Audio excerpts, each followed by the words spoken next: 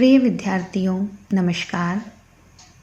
इस समय हम कक्षा 10वीं सामाजिक विज्ञान विषय के अध्याय 11 स्वतंत्रोत्तर भारत की प्रमुख घटनाएं नामक अध्याय पर बात कर रहे हैं। इस अध्याय के पिछले वीडियो में हमने भारत की विदेश नीति की प्रमुख विशेषताओं पर चर्चा की थी। आज के इस वीडियो में हम कश्मीर समस्या पर बात करेंगे। कश्मीर की समस्या भारत और पाकिस्तान के मध्य सबसे अधिक उलझी हुई समस्या है। स्वतंत्रता के पश्चात, जैसा कि आप जानते हैं, भारत का विभाजन करके दो नए राज्य भारत और पाकिस्तान बनाए गए।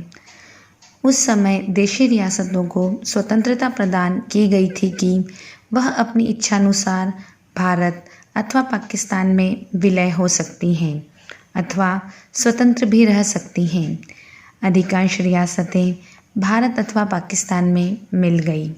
कश्मीर, जो कि भारत की उत्तर पश्चिम सीमा पर स्थित होने के कारण भारत और पाकिस्तान दोनों को जोड़ता है। कश्मीर के तत्कालीन राजा हरी सिंह ने अपनी रियासत जम्मू कश्मीर को स्वतंत्र रखने का निर्णय लिया।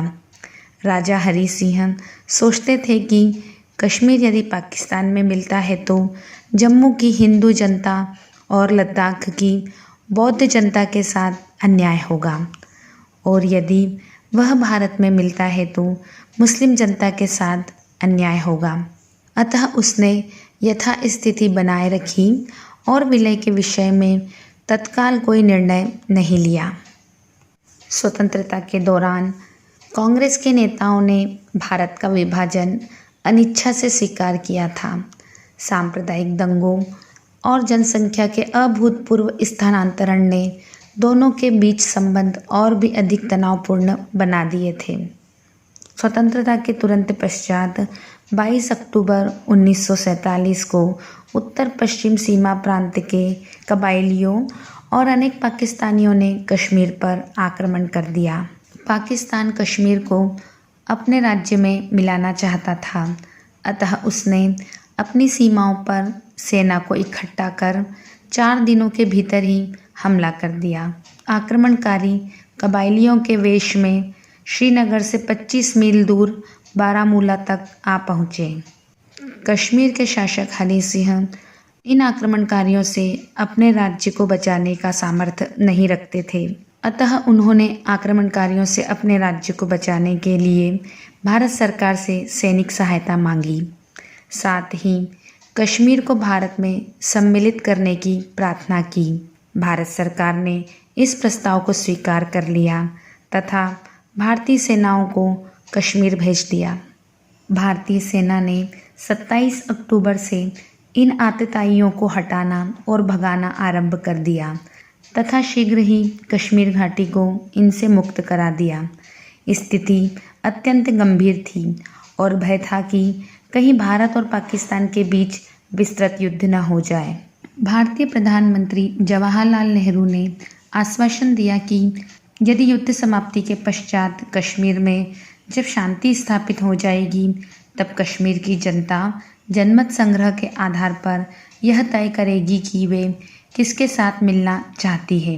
प्रारंभ में पाकिस्तान सरकार ने आधिकारिक रूप से कश्मीर के बारे में कोई मत व्यक्त नहीं किया था, अतः भारत सरकार ने पाकिस्तान सरकार से कबाइलियों का मार्ग बंद करने को कहा। परंतु जब इस बात के प्रमाण मिलने लग गए कि पाकिस्तान सरकार कबाइलियों की सहायता कर रही है, तो गवर्नर जनरल लॉर्ड माउंटबेटन की सलाह पर जनवरी 1948 को भारत सरकार ने सुरक्षा परिषद में यह शिकायत कर दी कि कबाइलियों ने पाकिस्तान से सहायता प्राप्त करके भारत के एक अंग कश्मीर पर आक्रमण कर दिया है, जिससे अंतर्राष्ट्रीय शांति और सुरक्षा को खतरा उत्पन्न हो गया है। सुरक्षा परिषद में इंग्लैंड तथा अमेरिका ने पाकिस्तान का पक्ष लिया, क्योंकि वे पाकिस्तान को रूस के विरुद्ध एक रक्षा पंक्ति के रूप में देखते थे। यद्यपि भारत ने स्पष्टतः पाकिस्तानी सेना के हस्तक्षेप की बात की थी, परंतु इन दोनों देशों ने इस समस्या को भारत पाक झगड़े का नाम दे दिया। संयुक्त राष्ट्र की सुरक्षा परिषद ने इस समस्या के समाधान के लिए 5 राष्ट्रों, जिसमें चेकोस्लोवाकिया, अर्जेंटीना, अमेरिका, कोलंबिया तथा बेल्जियम के सदस्य सम्मिलित थे, का एक दल बनाया। इस दल को मौके पर जाकर स्थिति का अवलोकन करना था और समझौते का मार्ग ढूंढना था। संयुक्त राष्ट्र के इस दल ने मौके पर जाकर स्थिति का अध्ययन किया और अपनी रिपोर्ट में कहा कि पाकिस्तान अपनी सेनाएं कश्मीर से हटाए तथा कबायलियों और ऐसे लोगों को जो कश्मीर के निवासी नहीं हैं वहां से हटाने का प्रयास करे। साथ ही रिपोर्ट में कहा कि जब पाकिस्तान इन दोनों शर्तों को पूर्ण कर लेगा तब आयोग के निर्देशों पर भारत भी अपनी सेनाओं का अधिकांश भाग वहां से हटा ले। साथ ही रिपोर्ट में कहा गया कि अंतिम समझौता होने तक युद्ध की स्थिति रहेगी और भारत कश्मीर में स्थानीय अधिकारियों के सहयोग के लिए उतनी ही सेना रखेगा जितनी कानून और व्यवस्था बनाए रखने के लिए आवश्यक होगी। इस सिद्धांत के आधार पर दोनों पक्षों में लंबी वार्ता के बाद 1 जनवरी 1949 को युद्ध विराम के लिए दोनों पक्ष सहमत हो गए। कश्मीर के विलय का निर्णय जनमत संग्रह के आधार पर होना था। संयुक्त राष्ट्र ने जनमत संग्रह की शर्तों को पूर्ण करने के लिए एक अमेरिकी अधिकारी को प्रशासक के रूप में नियुक्त किया। प्रशासक ने भारत एवं पाकिस्तान से जनमत संग्रह के आधार पर चर्चा की, परंतु उसका कोई परिणाम नहीं निकला, अतः उसने अपने पद से त्यागपत्र दे दिया। युद्ध विराम रेखा निर्धारित हो जाने के फलस्वरूप पाकिस्तान के पास कश्मीर का कुछ क्षेत्र रह गया। इस क्षेत्र में मुस्लिम जनसंख्या निवास करती थी। पाकिस्तान ने इस अधिकृत क्षेत्र को आज़ाद कश्मीर का नाम दिया, जबकि यह भारत का क्षेत्र है।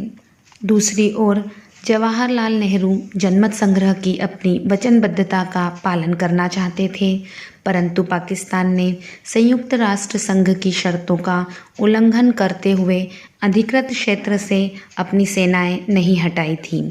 कबायली भी वहीं बने हुए थे, अतः जनमत संग्रह कराया जाना संभव नहीं था। पाकिस्तान अधिकृत कश्मीर को छोड़ना नहीं चाहता था, बल्कि उसका दावा भारत के नियंत्रण में स्थित कश्मीर पर भी था। अतः उसने अपनी सैनिक शक्ति में वृद्धि की तथा शक्तिशाली राष्ट्र अमेरिका से संधि कर अपना पक्ष मजबूत बनाने का प्रयास किया। पाकिस्तान ने 1954 में अमेरिका से संधि की और 1955 में वह सीटो नामक सैनिक संगठन का सदस्य भी बन गया। इसका सदस्य बनने से उसे अमेरिका की सहानुभूति प्राप्त हुई। साथ ही इसके बदले में उसे कुछ सामरिक अड्डे भी प्राप्त हुए। इन परिस्थितियों में पंडित नेहरू ने कश्मीर की नीति में परिवर्तन किया। उन्होंने जब तक पाकिस्तान अपनी सेना नहीं हटा लेता तब तक जनमत संग्रह कराने से मना कर दिया। कश्मीर के प्रश्न पर सोवियत संघ ने भारत का समर्थन किया। इस समर्थन से भारत की स्थिति मजबूत हो गई। इसी बीच कश्मीर ने संविधान सभा के चुनाव में भाग लिया और भारत में शामिल होने के लिए वोट दिया। तब भारत सरकार ने यह स्थिति अपनाई कि संविधान का वोट जनमत संग्रह के बराबर ही है। बाद में कश्मीर ने भारत के आम चुनावों में भाग लिया और साथ ही स्वयं अपने राज्य में चुनाव भी करवाए। इस प्रकार जनमत संग्रह संबंधी बहस अप्रासंगिक हो गई। 6 फरवरी 1954 को कश्मीर की विधानसभा ने एक प्रस्ताव पारित कर जम्मू कश्मीर राज्य का विलय भारत में करने की सहमति प्रदान कर दी। भारत सरकार ने 14 मई 1954 को संविधान में संशोधन कर अनुच्छेद 370 के अंतर्गत जम्मू कश्मीर को विशेष राज्य का दर्जा प्रदान किया। आइए यहाँ हम अनुच्छेद 370 के प्रावधानों पर एक नज़र डालते हैं। अनुच्छेद 370 के प्रावधानों के अनुसार रक्षा, विदेश नीति और संचार मामलों को छोड़कर किसी अन्य मामलों से जुड़े कानून बनाने और उन्हें लागू करवाने के लिए केंद्र को जम्मू कश्मीर सरकार की अनुमति चाहिए होती थी। साथ ही विशेष राज्य के दर्जे के कारण जम्मू कश्मीर राज्य पर संविधान का अनुच्छेद 356 लागू नहीं होता था, अर्थात भारत के राष्ट्रपति के पास राज्य के संविधान को बर्खास्त करने का अधिकार नहीं था। अनुच्छेद 370 के चलते जम्मू कश्मीर का अलग झंडा था। इसके साथ ही जम्मू कश्मीर की विधानसभा का कार्यकाल 6 वर्षों का होता था, जबकि भारत के अन्य राज्यों की विधानसभा का कार्यकाल 5 वर्ष का होता है। 26 जनवरी 1957 को जम्मू कश्मीर का संविधान लागू कर दिया गया। इसके साथ ही जम्मू कश्मीर भारतीय संघ का एक अभिन्न अंग बन गया। इसके बाद पाकिस्तान निरंतर कश्मीर का प्रश्न उठाकर वहाँ राजनीतिक अस्थिरता पैदा करने का प्रयास करता रहा। पाकिस्तान ने इस मामले को सुरक्षा परिषद में उठाकर जनमत संग्रह की मांग की। पाकिस्तान के इस प्रश्न पर अमेरिका, ब्रिटेन और फ्रांस का समर्थन प्राप्त होता रहा, परंतु भारत ने इसका लगातार विरोध किया।